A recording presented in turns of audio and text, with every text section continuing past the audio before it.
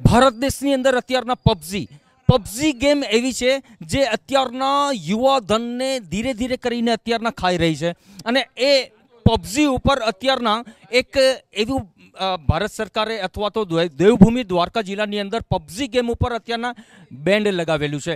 તો આ અત્યારના આપણી સાથે છે અત્યારના યુવાધન છે આપણું. તો દ્વારકાની અંદર જે પબજી ગેમ રમે છે એના આપણે અનુભવ જાણશું અને એના પાસેથી આપણે કંઈક આપણા યુવાનોને કંઈક શીખવા મળે એવું આપણે જાણશું અત્યારના. તો આપણી સાથે આ યુવાનો છે એને કંઈક ને કંઈક અંશે આ પબજી ગેમ વિશે અનુભવ છે. સૌથી પહેલું તો મારે એક પ્રશ્ન એ છે, આપણી સાથે નિતાનભાઈ છે એને પૂછશું આપણે. નિતાન, કંઈક અંશે તમે પબજી ગેમ રમ્યા હશો, તો આ પબજી ગેમ તમારા મત પ્રમાણે તમારો અનુભવ શું છે? પબજી ગેમ શરૂઆતમાં જ્યારે ઇન્ડિયામાં હાયર થઈ હતી ત્યારે પબજી ગેમ ધીરે ધીરે ક્રેઝ આ બાજુ આવ્યો હતો. ત્યારે ફ્રેન્ડે બધે સજેસ્ટ કર્યું પબજી રમવાનું. સારા ગ્રાફિક હતા એ જે એટ્રેક્ટ કરતા હતા, એટલે મેં પણ ઇન્સ્ટોલ કરી પ્લે સ્ટોરમાંથી અને મેં સ્ટાર્ટ કરી. ત્યારે પબજી સારી લાગી. ત્યારે એ સમયમાં પબજી ગમી અને એ રમવામાં કલાકો નીકળી જતી, રાતની રાત પણ નીકળી જતી અને સવારના જે નિત્યક્રમ હોય અમારો એ પણ વિખાઈ ગયો હતો ચોખ્ખો.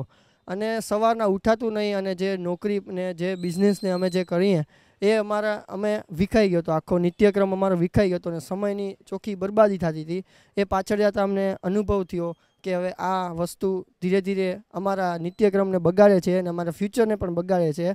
એટલે એના માટે અમે આ વસ્તુને અનઇન્સ્ટોલ કરી નાખી અને અમે પણ અત્યારે પબજીનો પૂરો વિરોધ કરીએ છીએ કે આ યુવા પેઢીને આ પબજી ગેમ જે છે એ યુવા પેઢીને આપણે હિંસક પ્રવૃત્તિ માટે એટ્રેક્ટ કરે છે અને હિંસક પ્રવૃત્તિ માટે એને આગળ વધારે છે એ લાઈનમાં. બિલકુલ. તો નિતાનભાઈનું કહેવું એ છે કે પબજી ગેમ જે છે એ બિલકુલ સમયની બરબાદી છે અને યુવા ધનને એ પબજી ગેમ ખાઈ રહ્યું છે ધીરે ધીરે. તો એમનું સાફ કેવું છે કે અમારો ધંધો રોજગાર આની અંદર એકદમ વિખાઈ ગયો હતો આ પબજી ગેમના કારણે. હવે નંબર 2 આપણી પાસે હેમંતભાઈ ભટ્ટ છે, એમને જ પૂછું. હેમંત, આ પબજી ગેમ જે છે તો એ પબજી ગેમ જે ગ્રુપમાં રમતા હશો તમે, એ કેટલી હિંસક બને છે?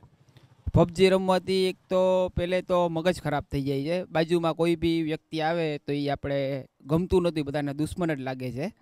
ને બીજા નંબરમાં કે પબજી ગેમ જે છે એ ચાઇનાએ આપણે ભારતને પાછળ લઈ આવવા માટેનું મોટું ષડયંત્ર છે કે આવીને આવી બધી જે ગેમો છે એ ભારતમાં ઘુસાડે રાખો તો ભારતનું યુવા ધન જે છે એ આવી ફાલતુ પ્રવૃત્તિમાં પોતાનો સમય ને શક્તિ ને બધું વ્યસ્ત કરે ને ભારત આવી રીતના આળસુડો ને બેકાર દેશ રહી.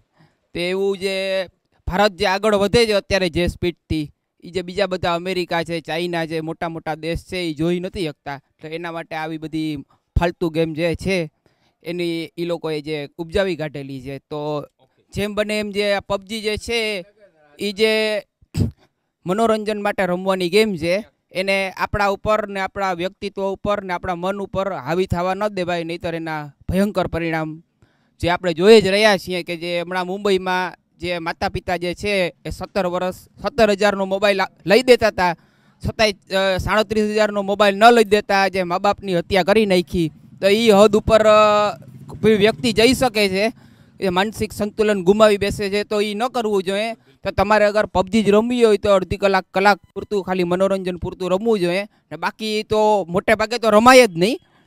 પણ તો એક ચોખ્ખું કહેવું એ છે કે એક હિંસક પ્રવૃત્તિ પબજી ગેમ રમવાથી આ એક હિંસક બની જતા હતા માણસો અને પોતાનું જે કામ છે, પોતાનો ધંધો છે, પોતાનો રોજગાર છે એ બધો જ અત્યારના પબજી ગેમ એ સમાવી લેતી હતી. તો આ અત્યારના પબજી ગેમ જે છે એ બેન્ડ થઈ ચૂકી છે.